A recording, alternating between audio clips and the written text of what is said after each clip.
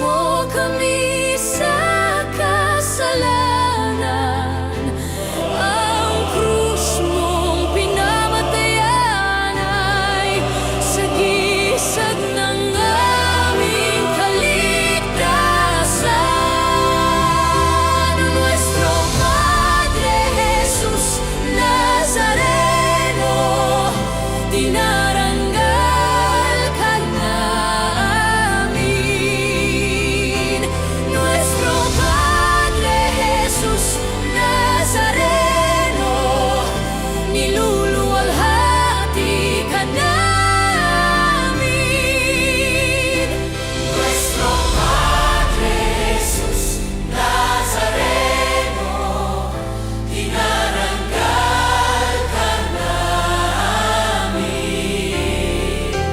Nuestro Padre Jesus Nazareno, niluluwalhati ka namin.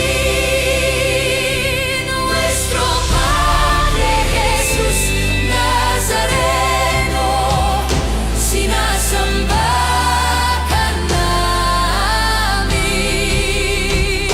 Pinipintuho ka namin.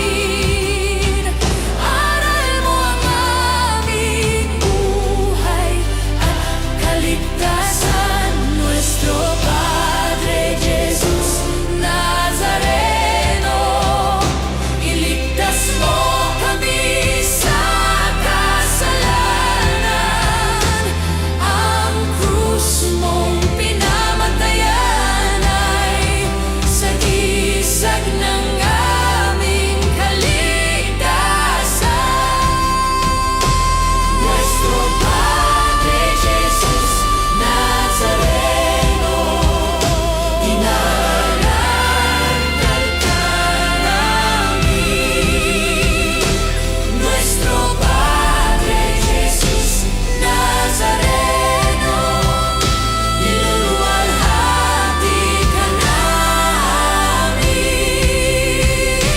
Nuestro Padre Jesus Nazareno, dinaranggal ka namin. Nuestro Padre Jesus Nazareno, niluluwalhati ka namin.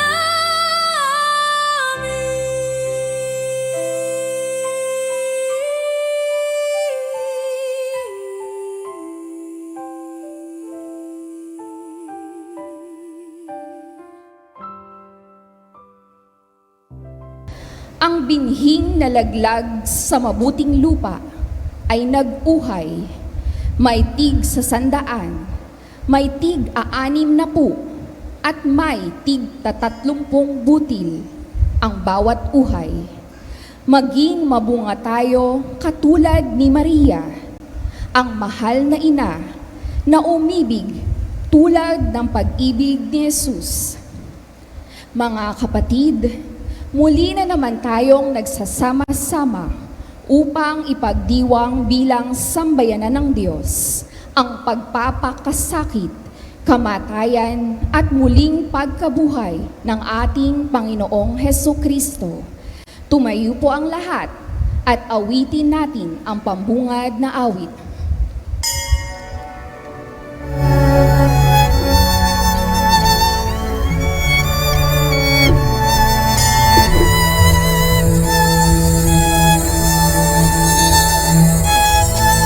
Salita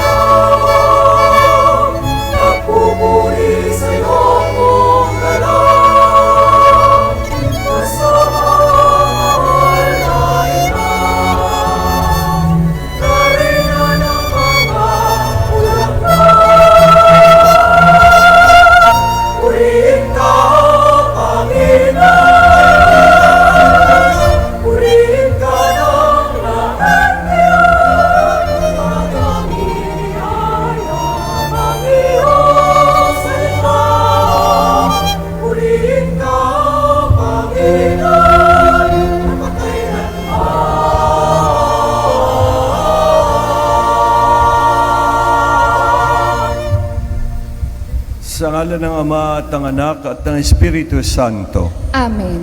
Ang biyaya ng ating Panginoong Hesukristo, ang pag-ibig ng Diyos at ang liwanag ng Espiritu Santo ay sumainyong lahat. At sumayo rin. Mga kapatid, tayo ngayon ay nasa ikalimang araw ng ating nobinaryo na patungkol sa mahal na Birhen ng bundok ng Carmelo. Gayun din naman, ang misa natin ay ang 15 linggo sa karaniwang panahon. Ihanda natin ngayon ang ating mga sarili sa banal na pagdiriwang na ating isasagawa sa pamamagitan ng paghingi muna sa Panginoon ng tulong at awa.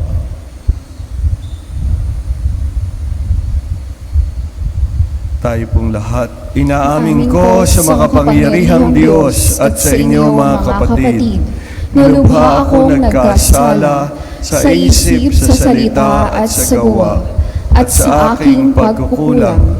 Kaya isinasamo ko sa mahal na Birheng Maria, sa lahat ng mga anghel at mga banal, at sa inyo mga kapatid, na ako'y ipanalangin sa Panginoong ating Diyos. Kaawaan tayo ng makapangyarihang Diyos, patawarin tayo sa ating mga kasalanan, at patnubayan tayong lahat tungo sa buhay na walang hanggan. Amen.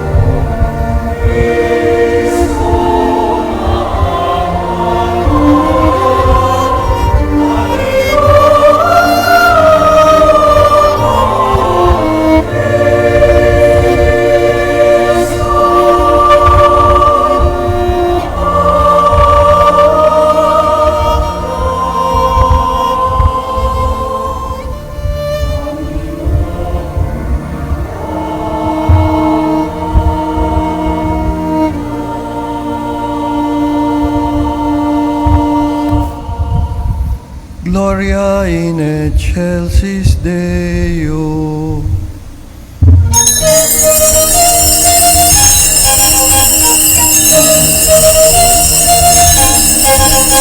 Papuri sa Diyos sa kaitaasan at sa lupa'y kapayapaan.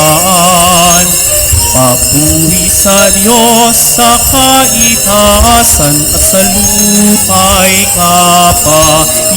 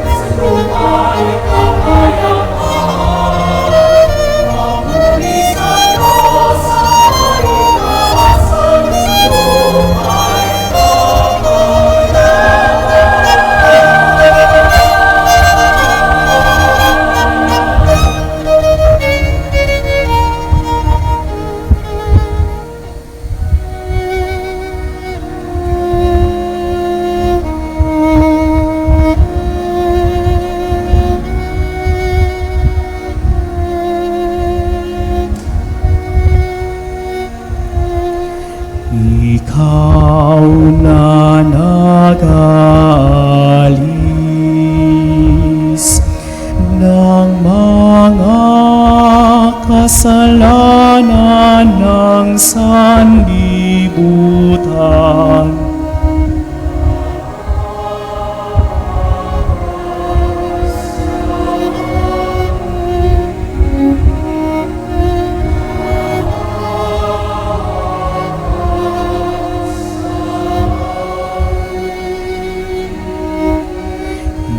Ikaw na nagalis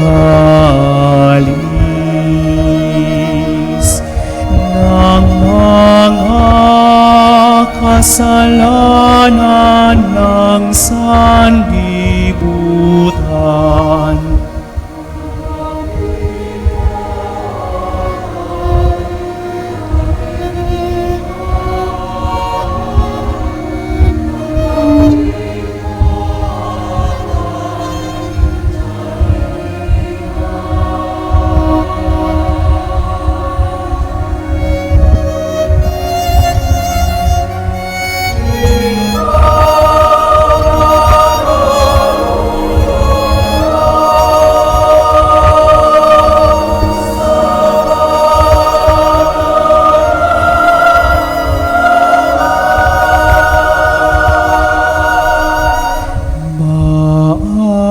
Maawa ka sa amin.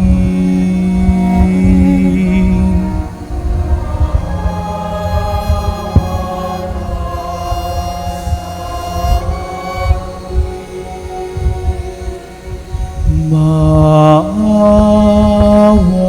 ka sa amin.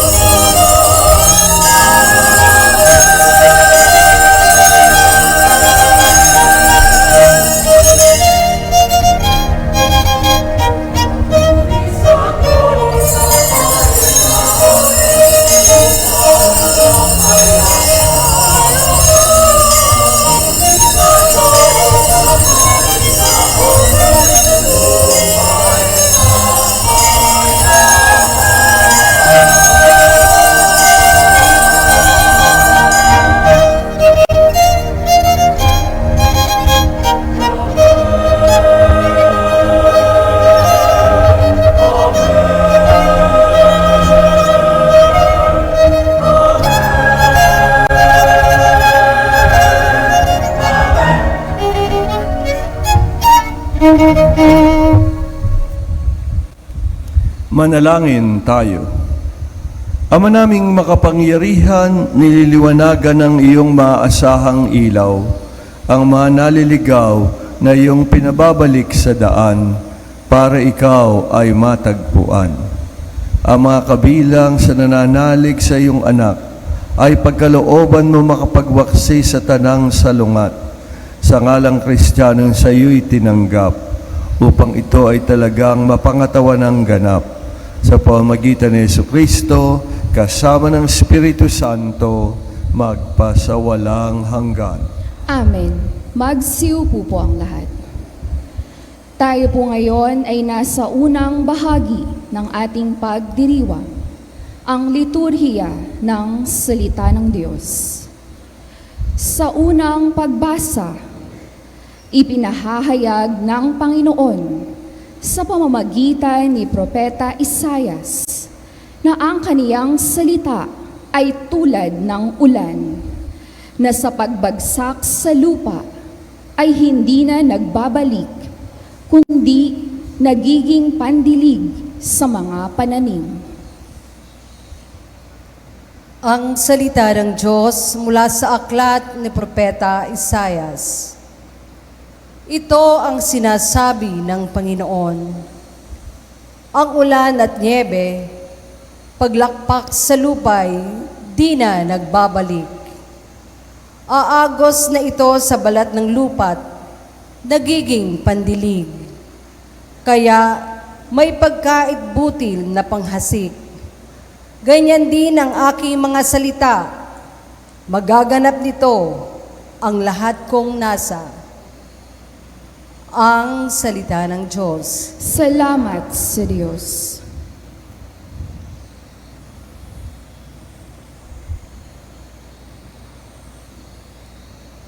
Salmong tugunan.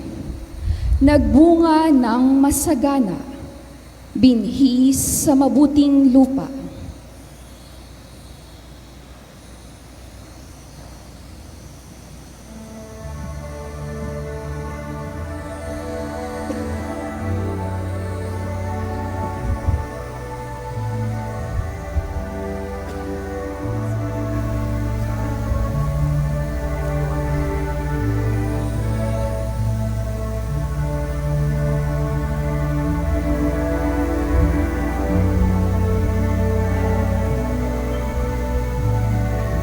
Sa mabuting lupa.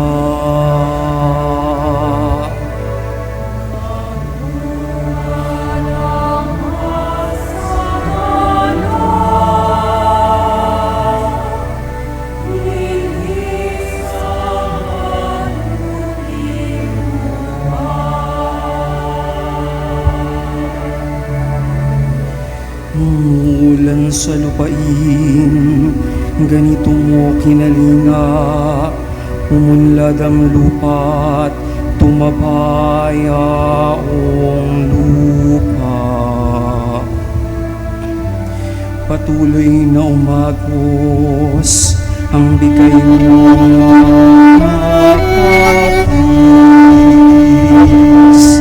Sa lamang nasa lupa ay ito ang dumitilig.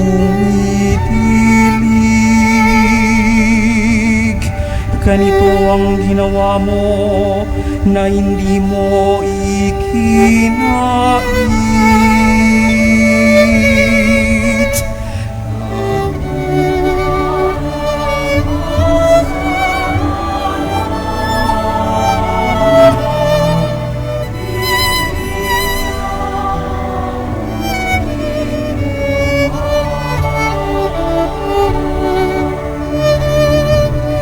Sa binungkal na bukirin, ang ulan ay nagana. Ang bukirin ay matubig at palaging sambasa. Sa banayad na tag-ulan ay lumambot yaong lupa. Kaya naman pati tanim ay malagpo at sariwa.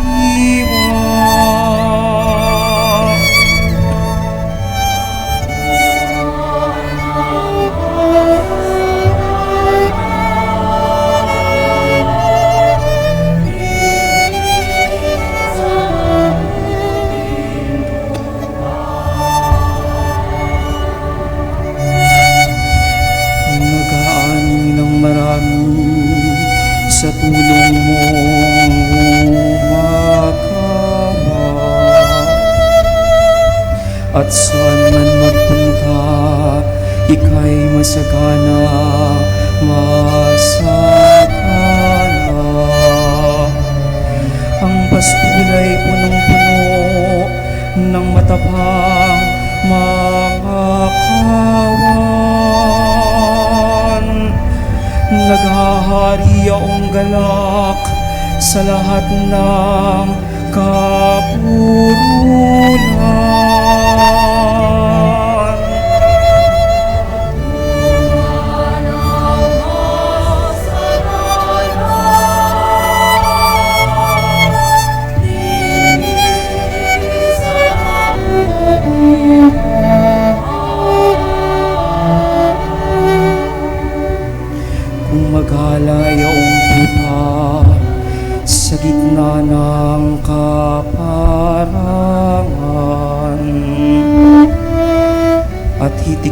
tikman din ang trigo sa kapatagan. Ang lahat ay umawit,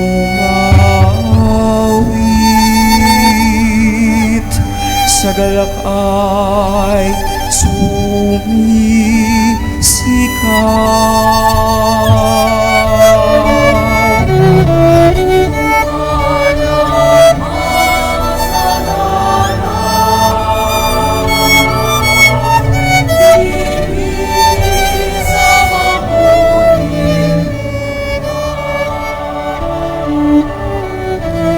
Nagbunga ng masakana,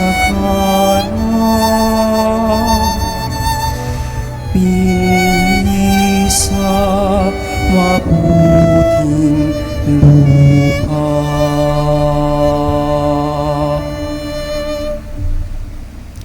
Sa ikalawang pagbasa, itinuturo ni San Pablo na ang Espiritu Santong sa atin ay isinugo at ating tinanggap ay hindi napapanatag habang hinihintay pa natin ang kaganapan ng pag-aampon sa atin ng Diyos.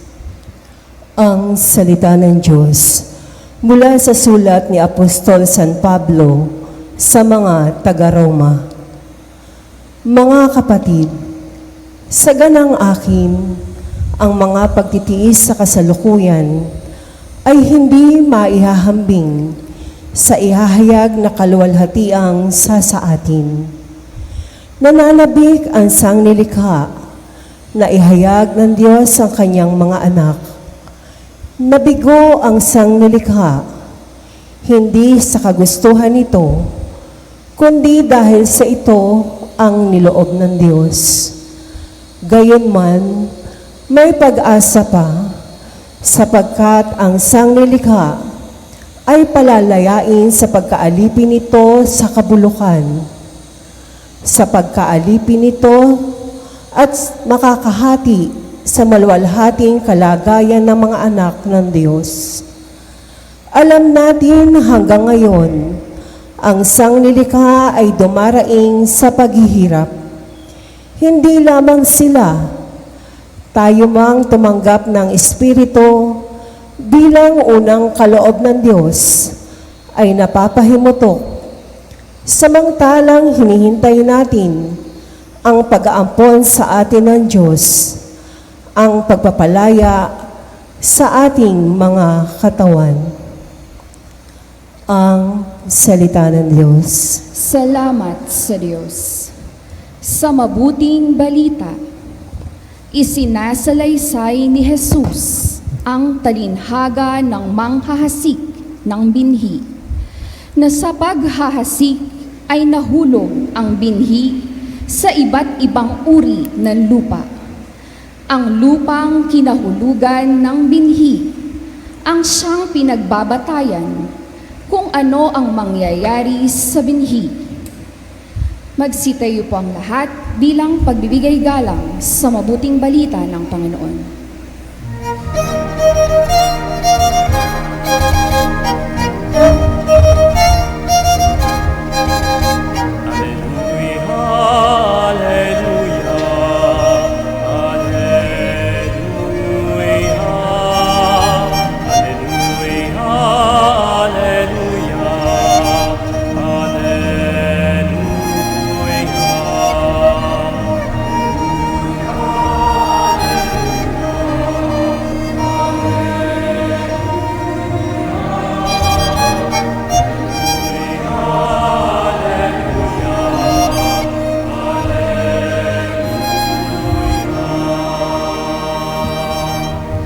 Salita ng Diyos ang buto. Salita ng Diyos ang buto na tanim ni Hesukristo upang tumubo sa tao.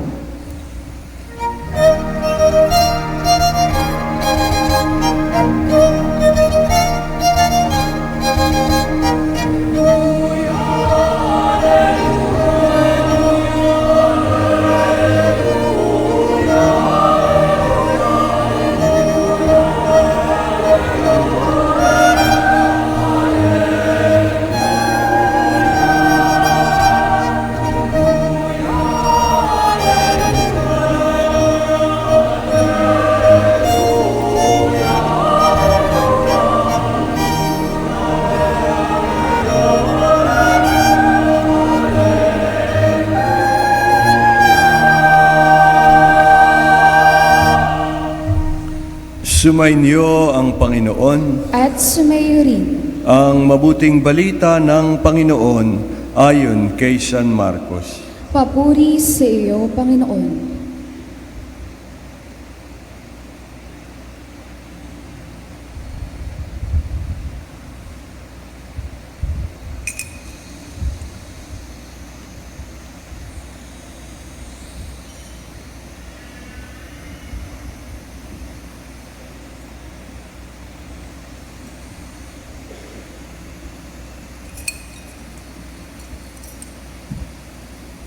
Noong panahong iyon, sinabi ni Jesus, "Pinasasalamatan kita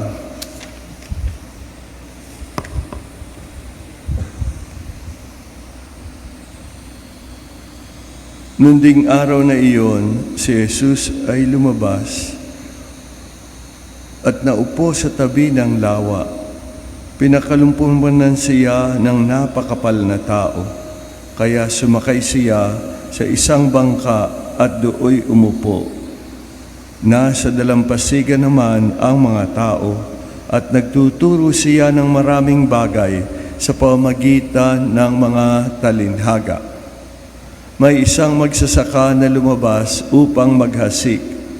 Sa kanyang paghasik ay may binhing nalaglag sa tabi ng daan. Dumating ang mga ibon at tinuka ang mga iyon. May binhi namang nalaglag sa kabatuhan sapagkat manipis lamang ang lupa roon at sumibol agad ang binhing iyon. Ngunit nang mapabilad sa matinding sikat ng araw ay natuyo. Palibhas ay walang ganong ugat. May binhi namang nalaglag sa dawagan, lumago ang mga dawag at ininis ang mga iyon. Ngunit ang binhing nalaglag sa mabuting lupa ay nag-uhay. May tig-100, may tig-60, at may tig-30 butil ang bawat uhay. Ang may pandinig ay makinig. Lumapit ang mga alagad at tinanong si Jesus, "Bakit po ninyo dinadaan sa talinhaga ang iyong pagsasalita sa kanila?" Sumagot siya, "Ipinagkaloob sa inyo na malaman ang mga lihim tungkol sa paghahari ng Diyos, ngunit hindi ito ipinagkaloob sa kanila.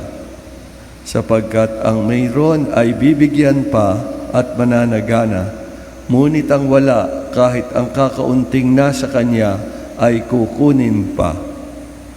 Nagsasalita ako sa kanila sa pamamagitan ng talinhaga, sapagkat tumingin sila man ngunit hindi nakakakita, at nakikinig ngunit hindi nakakarinig at nakakaunawa." Natupad nga sa kanila ang hula ni Isayas na nagsabi, "Makinig man kayo ng makinig, hindi kayo makakaunawa, at tumingin man kayo ng tumingin, hindi kayo makakakita. Sapagkat naging mapurol ang isip ng mga taong ito, mahirap makinig ang kanilang mga tainga, at ipinikit nila ang kanilang mga mata. Gayon, kung di gayon, di sinsanay nakakakita ang kanilang mga mata, nakarinig ang kanilang mga tainga, nakaunawa ang kanilang mga isip, at nagbalik loob sa akin, at pinagaling ko sila, sabi ng Panginoon." Mapalad kayo sapagkat nakakita ang inyong mga mata at nakakarinig ang inyong mga tainga. Sinabi ko sa inyo, maraming propeta at matutuwid na tao ang nagdanasang makakita sa inyong mga nakita, ngunit hindi ito nakita. Makarinig sa inyong narinig, ngunit hindi ito napakinggan. Pakinggan nga ninyo ang kahulugan ng talinhaga tungkol sa mga hasik.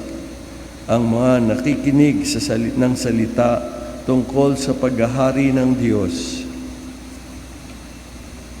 ngunit hindi nakakaunawa nito, ay katulad ng mga binhing nahasik sa tabi ng daan. Dumarating ang masama at inaagaw ang nahasik sa kanilang puso.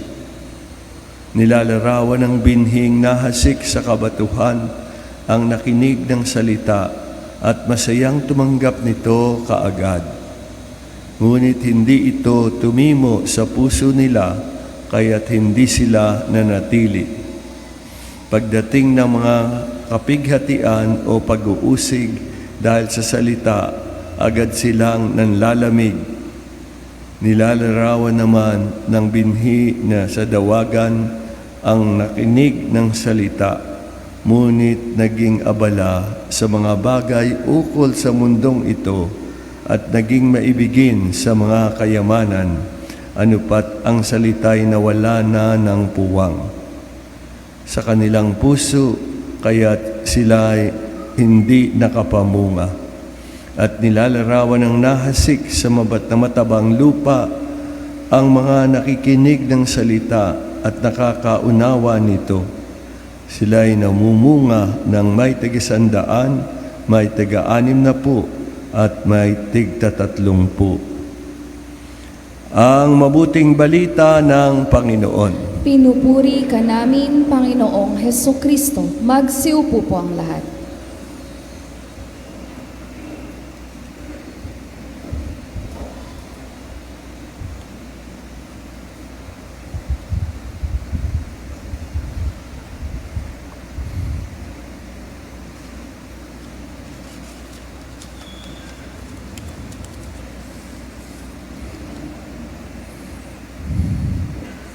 Mga kapatid, balikan natin ang bahagya ang mga nagdaang araw. Sa unang araw ay pinagnilayan natin ang kahulugan ng bundok. At sa Israel, ang bundok ng Carmelo ay lugar na kung saan nakipagtagpo si Yahweh sa mga Israelita. Sa ikalawang araw naman ay tiningnan natin ang legacy ni Propeta Elias, na siya ay nabuhay 800 taon bago isilang ang Panginoon. At doon ay pinakita niya na tunay nga si Yahweh ang Diyos, kaya't lalong nagalit sa kanya ang asawa ni Haring Akas, si Jezabel, at hinahanap siya upang siya'y papatay. Kaya't si Elias ay patungo sa bundok ng Horeb. Katulad ng sinabi natin, ang bawat propetang dumarating ay propetang nagpapahayag ng kalooban ng Diyos para sa tao. Ngunit ito ay hindi nagtatapos sa mga pagpaparusa, kung hindi nagtatapos ito sa pag-asa na sa kabila ng pagtalikod ng tao sa Diyos, ang Diyos ay patuloy na nagbibigay ng daan upang ang tao ay magbalik loob. Kaya nga, nung natapos na yung 3 taon ng tagtuyot, dumarating ang ulan. At dito sa tradisyon ng Carmel, ang nakita una ng ang tagapaglingkod ni Elias ay ang gapalad na ulap. At yung gapalad na ulap na yon na pumailang lang mula sa dagat ay lumawak at naging madilim at dumating ang malakas na ulan. Mapalad ang gapalad na ulap ay sagisag ng mahal na birhen at ang malakas na ulan ay sagisag ng pagdating ng ating Panginoong Hesukristo. Sa ikatlong araw naman ay pinagnilayan natin ang kahulugan ng mahal na birhen bilang Nuestra Señora del Carmen o mahal na birhen ng bundok ng Carmelo, na siya ay ina at kapatid ng mga Carmelita at gayon din para sa ating buhay. Kaya at pagdating natin sa ika-4 na araw, ay pinagnilayan natin ano ang Carmelo ngayon.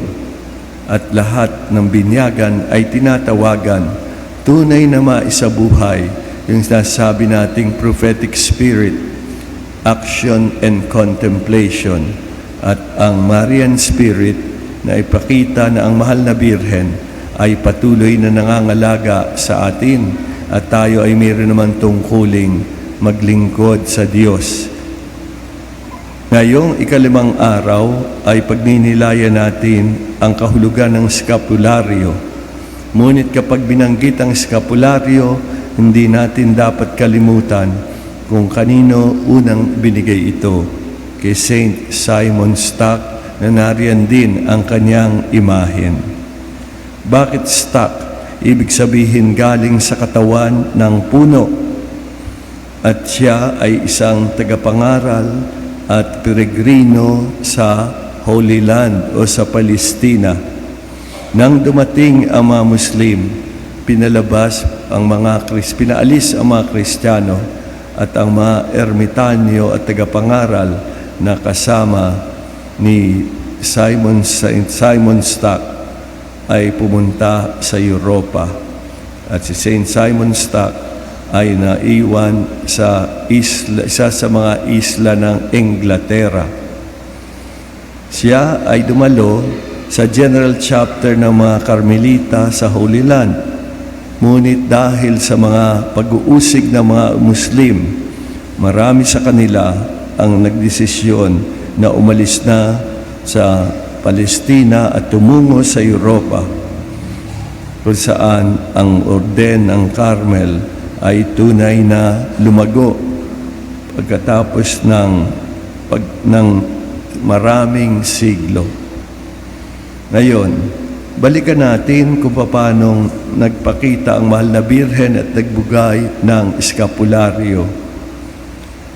Pagbalik nila sa Inglaterra, mayroong isang mayaman na nagmay-ari ng isang malaking lupa, at ang mga ermitanyong galing sa bundok ng Carmelo ay binigyan nga ng isang malaking lupa sa Iceford. Sabi natin sa Iceford, pero ang sabi niya, Iceford? 10 taon pagkatapos noon, yung lugar na iyon ay naging kilala o pamoso sa pagpapakita ng mahal na Birhen kay Saint Simon Stock. Paano dumating ang pagpapakitang ito? Si Saint Simon Stock ay nangangalaga sa mga pang-araw-araw na gawain ng mga kasama niya dun sa manor o lupaing iyon.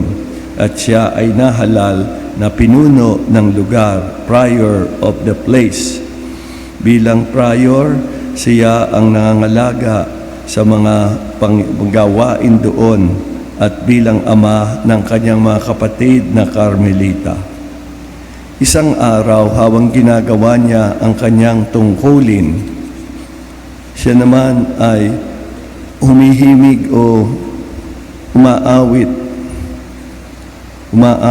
ng Flos Carmelo o Flower of Carmel. At habang umaawit siya, sa loob ng lugar ay mayroong dumating na ulap at halos napaligiran ng ulap ang lugar. At sa ibabaw ng ulap ay naroon ang mahal na Birhen na may hawak na bata, isang malusog na bata, katulad ng imaheng nakikita natin dito. At ang mahal na Birhen ay mapagmahal na tumingin kay Simon Stock. Siya ay nakasuot ng white na mantel, at habang siya ay nakatingin kay Simon Stock, inabot niya ang isang brown cotton, which is said to be worn over by the shoulders of her followers. As ang mahal na Birhen, binigay kay Simon Stock yung nasabing brown woolen scapular, at sinabi niya, "This will be the privilege for you and all Carmelites, that anyone dying in this habit shall be saved." Ngayon, sinabi natin kahapon, ito ay hindi isang anting-anting, ito ay hindi isang magic. Ang sinasabi rito, ang mahal na Birhen, nanawagan na ang lahat ng Carmelita at lahat na nagsusuot ng skapularyo na mamuhay sa pagsunod sa ating Panginoong Hesukristo. Kaya sinabi nga natin nung unang araw, following in the footsteps of Christ, magsunod sa yapak ng Panginoon.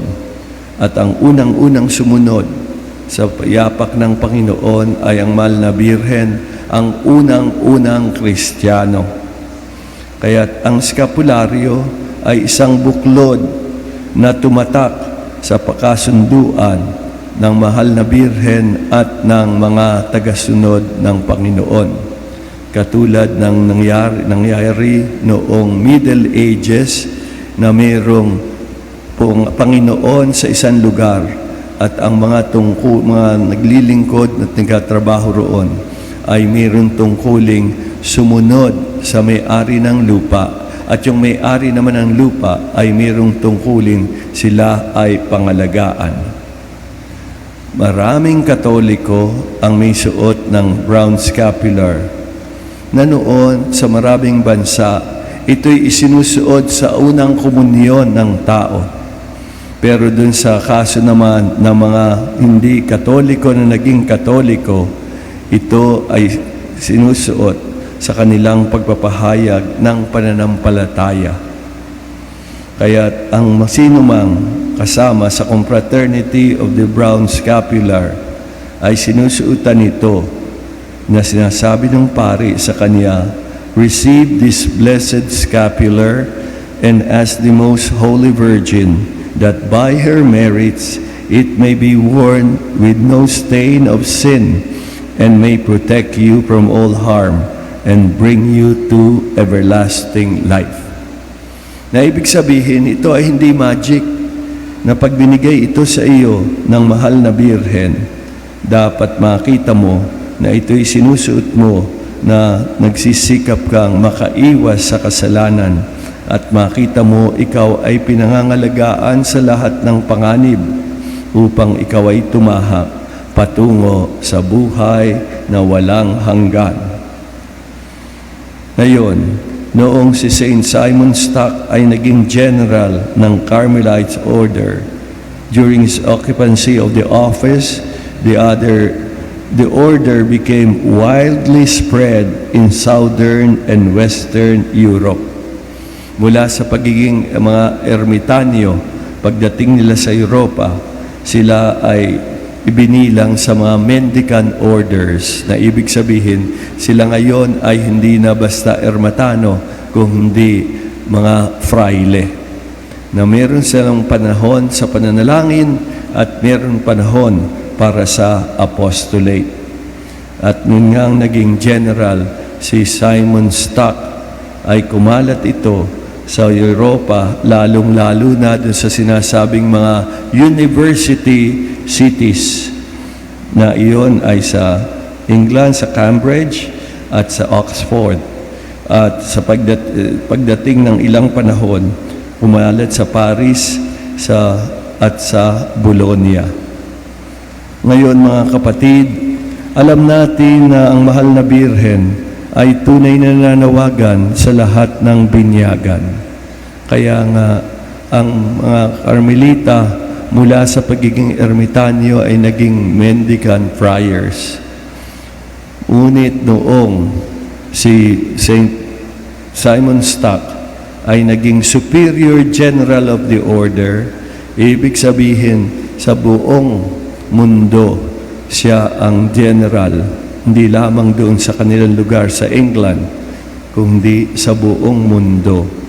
At doon ay pinahayag niya o nakita ang paglago ng Carmelite Order at ang pagbibigay ng paghubog sa mga batang miyembro nito.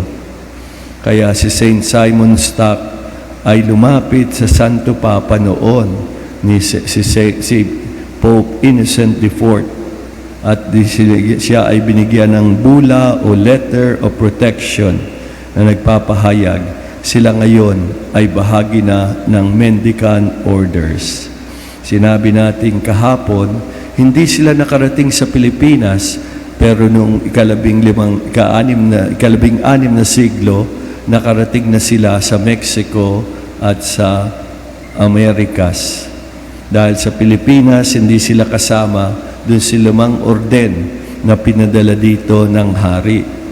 At dito natin makikita the system of evangelization na ginamit sa Pilipinas ay patronato real, patronage din, na ibig sabihin ang hari ang nagmay-ari ng lugar at ang mga tao ay dapat sumunod sa kanya, ngunit ang hari ay mayroong tungkuling pangalagaan ang mga tao na kanyang nasasakupan at yung mga tao naman ay mayroong tungkuling sumunod sa Panginoon.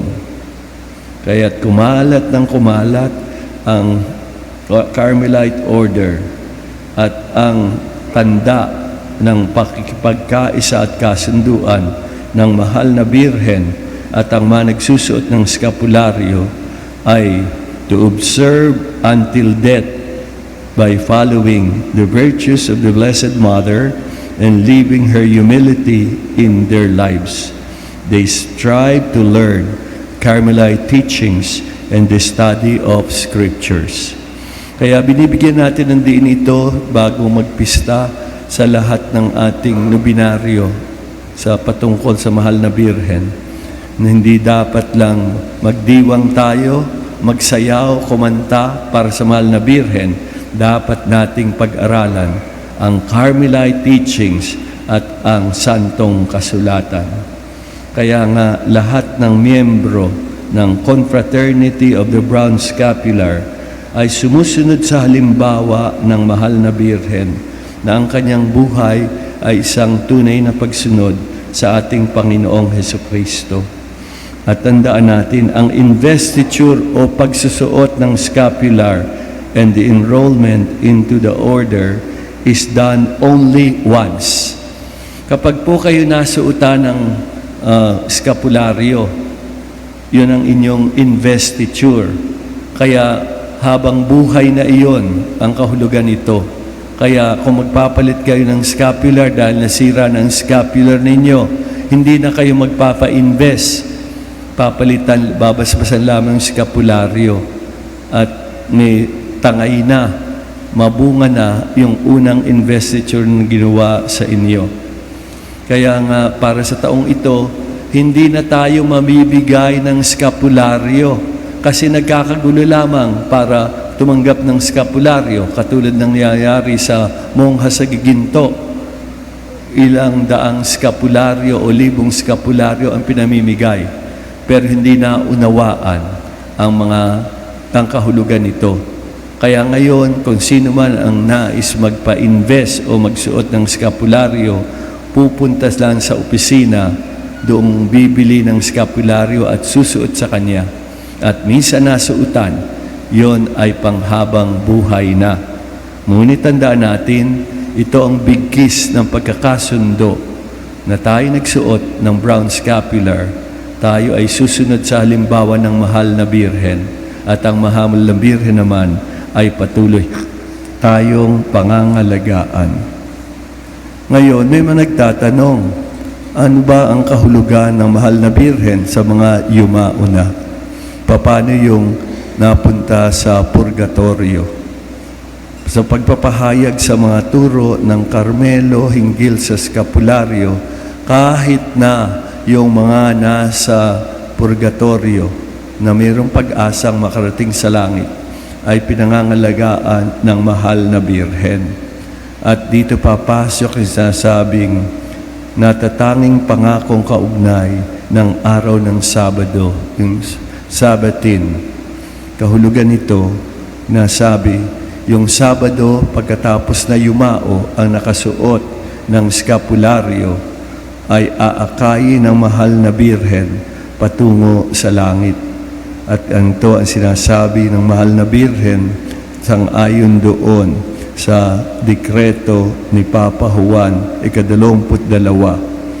Ako ang ina ng biyaya at bababa sa Sabadong matapos ang kanilang kamatayan at palalayain ko ang sinumang aking matagpuan sa purgatorio upang siya ay magabayan sa banal na bundok ng buhay na walang hanggan.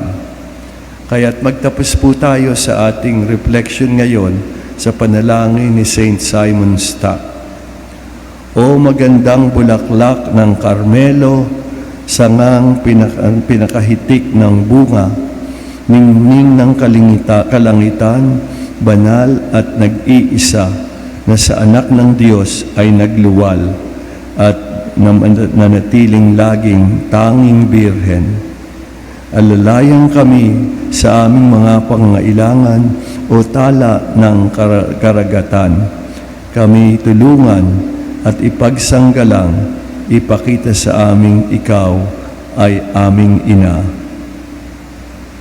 Mahal na Birhen ng bundok ng Karmelo, ipanalangin mo kami.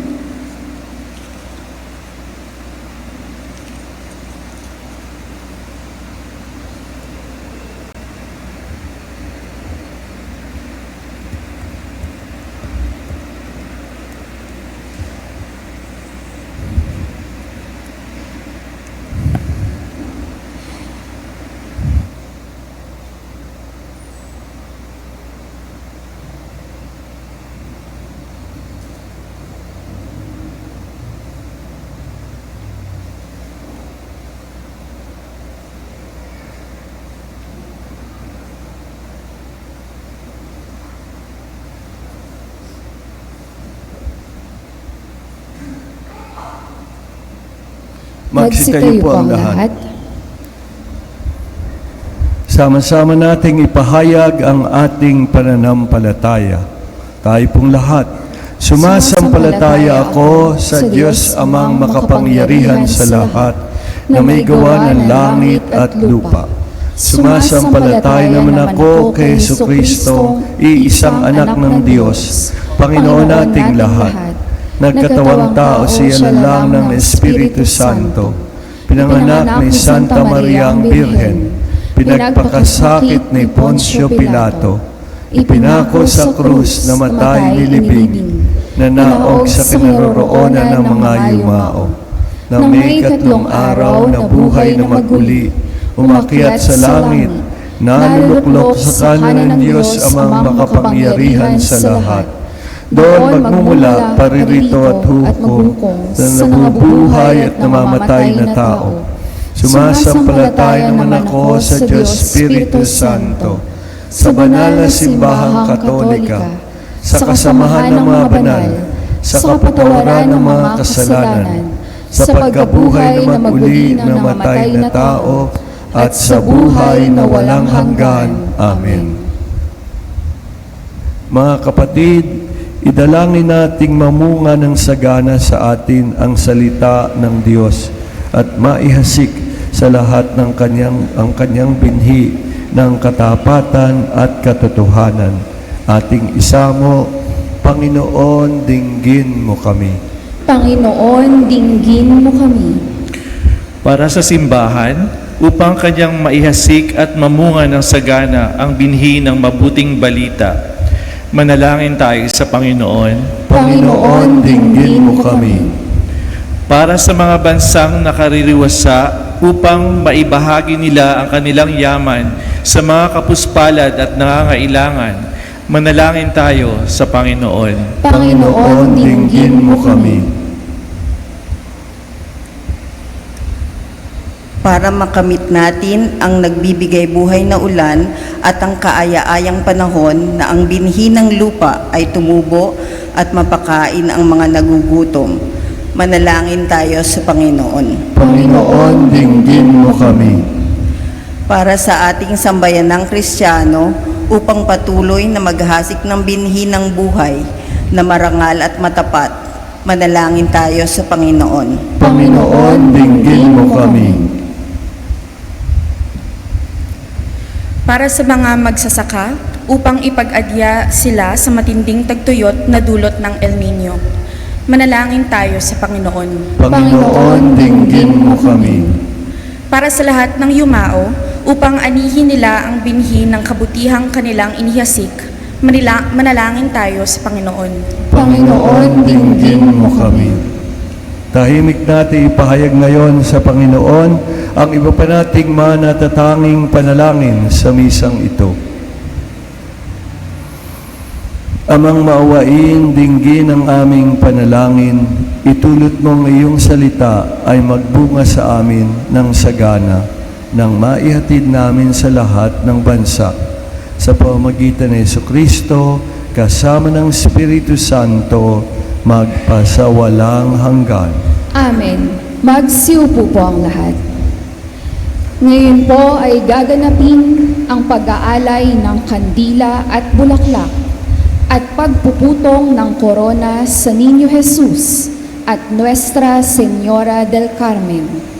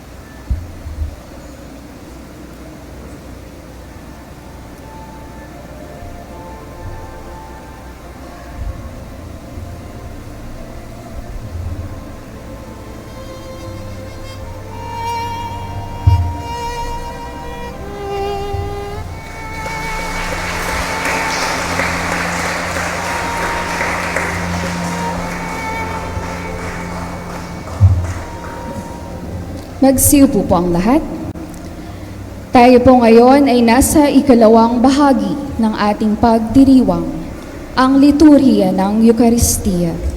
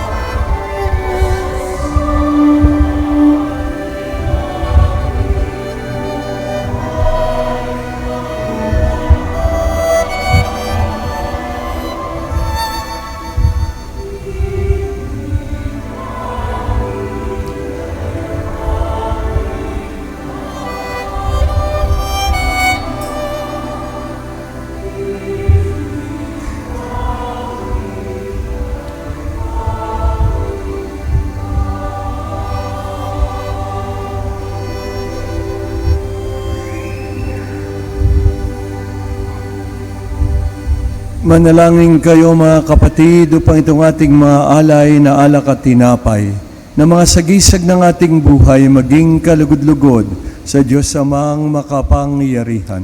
Tanggapin nawa ng Panginoon itong paghahain sa iyong mga kamay, sa kapurihan niya at karangalan sa ating kapakinabangan at sa buong sambayanan niyang banal. Ama naming lumikha, tunghayan mo ang mga alay ng iyong sumasamong sambayanan at tanggapin mo ang mga ito para madagdagan ang iyong kabanalan sa mga nananalig na tunay. Sa pamamagitan ni Jesucristo, kasama ng Espiritu Santo, magpasawalang hanggan. Amen.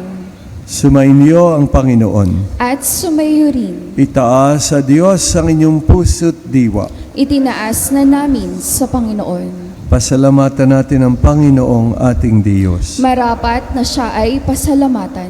Ama naming makapangyarihan, tunay ngang marapat na ikaw ay aming pasalamatan. sa pamamagitan ni Jesucristo na aming Panginoon. Sa dakilang pagtubos niya sa amin, ang kasalanan at kamatayang aming pasanin ay binalikat niya upang kami palayain at maitampok sa iyong luningning. Siya ang nagtanghal sa amin bilang liping hinirang, pari at haring lingkod sa iyong kabanalan. Kaya mula sa kadiliman, kami iyong tinawag upang makasapit sa iyong liwanag bilang iyong angkang may tungkuling maglahad ng iyong dakilang pag-ibig sa lahat. Kaya kaisa ng mga nagsisiawit ng papuri sa iyon ang mga anghel, nang walang humpay sa kalangitan, kami nagbubunyi sa iyong kadakilaan.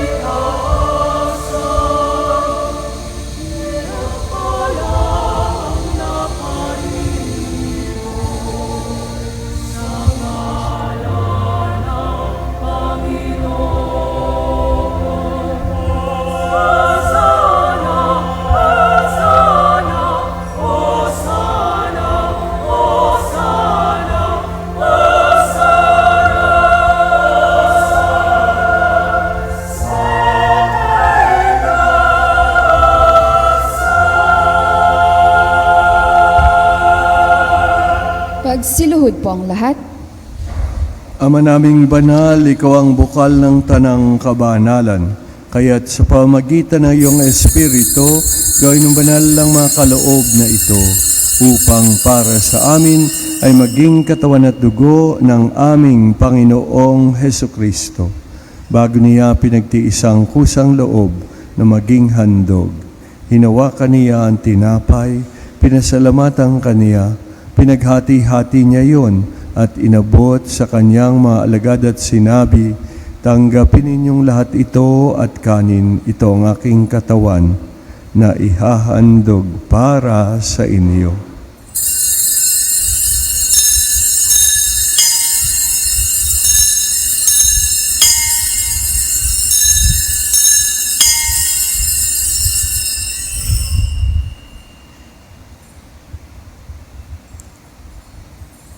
Gayon din naman ang matapos ang hapunan, hinawakan niya ang kalis.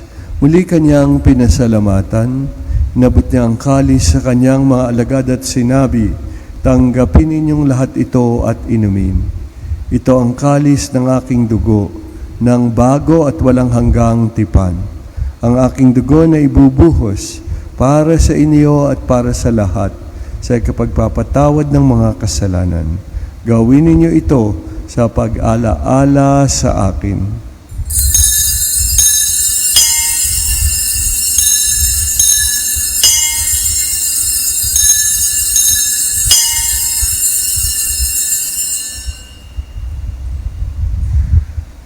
Manatili pong nakaluhod. Ipagbunyi natin ngayon ang misteryo ng pananampalataya.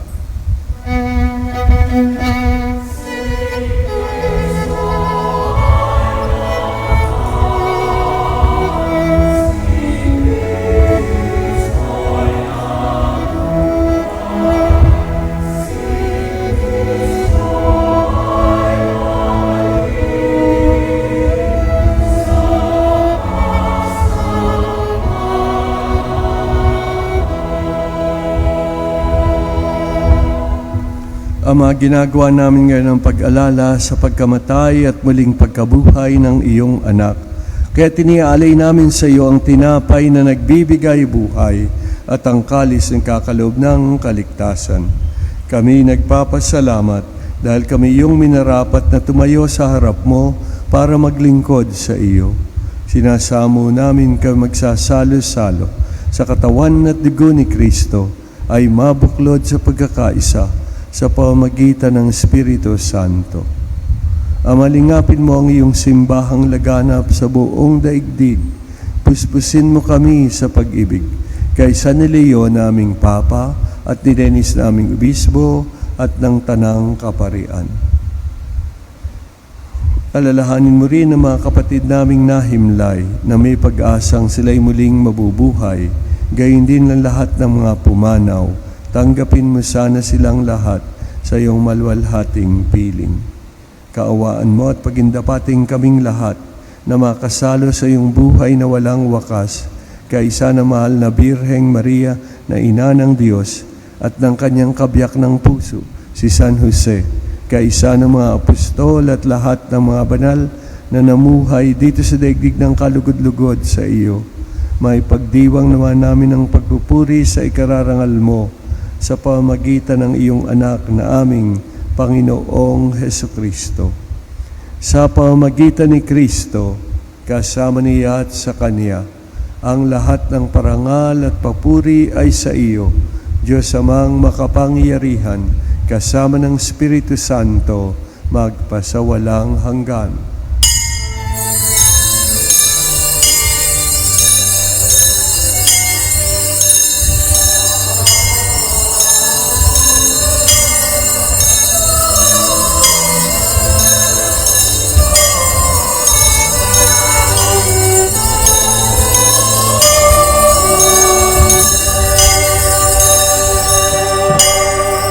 Magsitayo po ang lahat. Sinabi ng ating Panginoong Hesukristo na tawagin natin ang Diyos na Ama. Kaya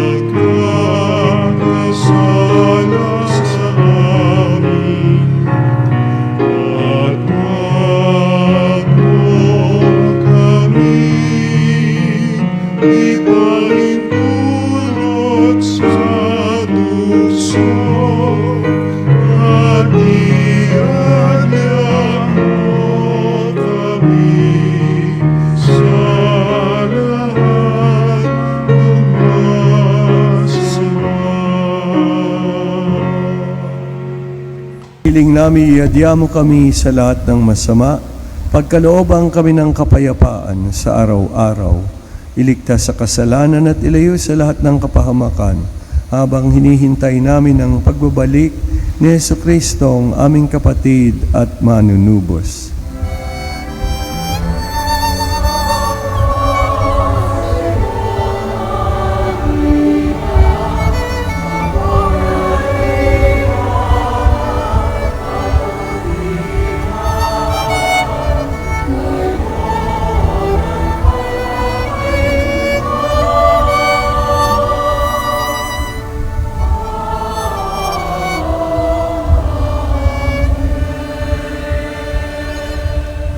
O Panginoong Hesukristo, sinabi mo sa iyong mga apostol at sinasabi mo ngayon sa amin, kapayapaan ang niiwan ko sa inyo, ipinagkakaloob ko sa inyo aking kapayapaan.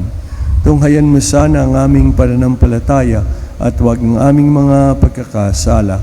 Pagkalooban mo kami ng kapayapaan at pagkakaisa ayon sa iyong kalooban. Nabubuhay ka't nagahari magpasawalang hanggan. Amen. Ang kapayapaan ng Panginoon ay sumainyong lahat. At sumayo rin. Magbatian tayo ngayon at paghangad ng kapayapaan sa isa't isa.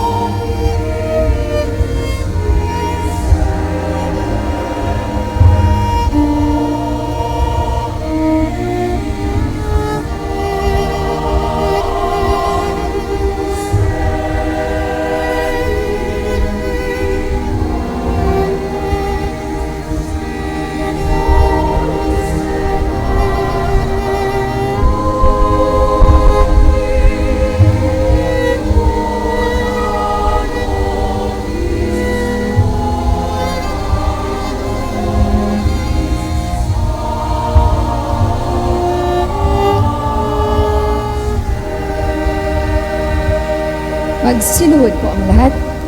Narito ang ating Panginoong Hesukristo. Siya ang daan, ang katotohanan at ang buhay. Mapalad tayo ngayong inanyayahan sa kanyang piging. Panginoon, hindi ako karapat-dapat na magpatuloy sa iyo. Ngunit sa isang salita mo lamang ay gagaling na ako.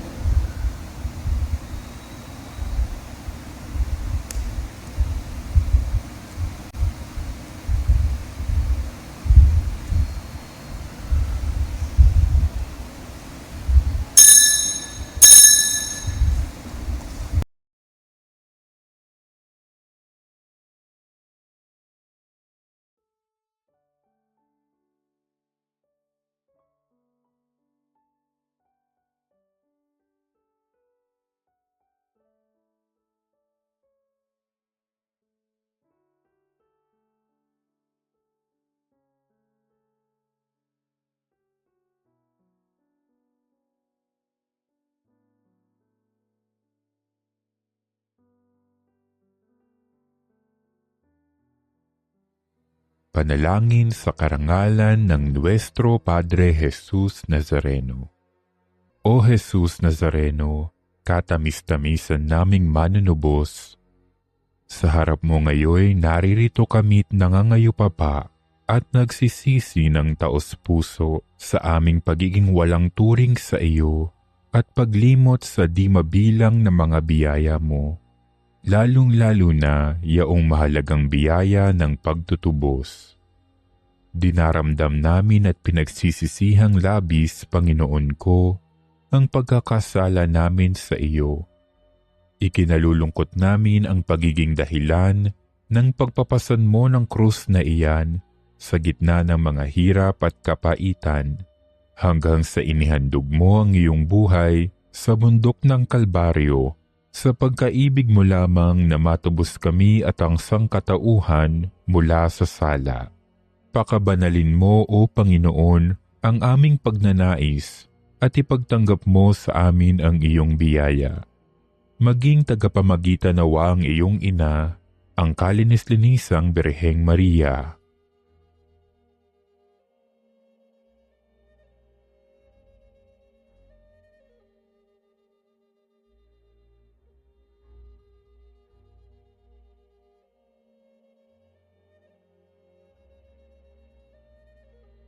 Ama naming makapangyarihan, niloob mong akuin ang iyong anak, ang krus at kamatayan, upang ang sangkatauhan ay matubos at mabuhay. Ang pag-ako namin sa krus at kamatayan dito sa lupa, ayon sa diwa ng pagsunod sa iyong loob, na ginanap ng iyong anak, ay magpagindapat nawa naming kamtin ang lubos na katubusan at pagkabuhay sa iyong piling sa pamamagitan ni Hesukristo kasama ng Espiritu Santo, magpasawalang hanggan. Amen. Nuestro Padre Jesus Nazareno, Panginoon namin at Diyos, kaawaan mo kami.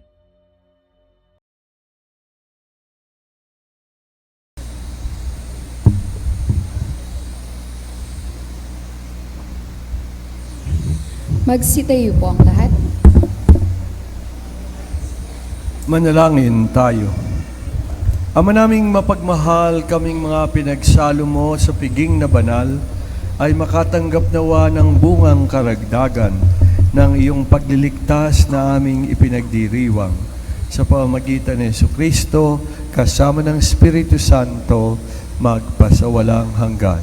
Amen. Para po sa photo opportunity, 3 beses lamang. Bababa po kami dyan sa harap at kukunan ng isang shot. Ibig sabihin, kasama na tayong lahat doon.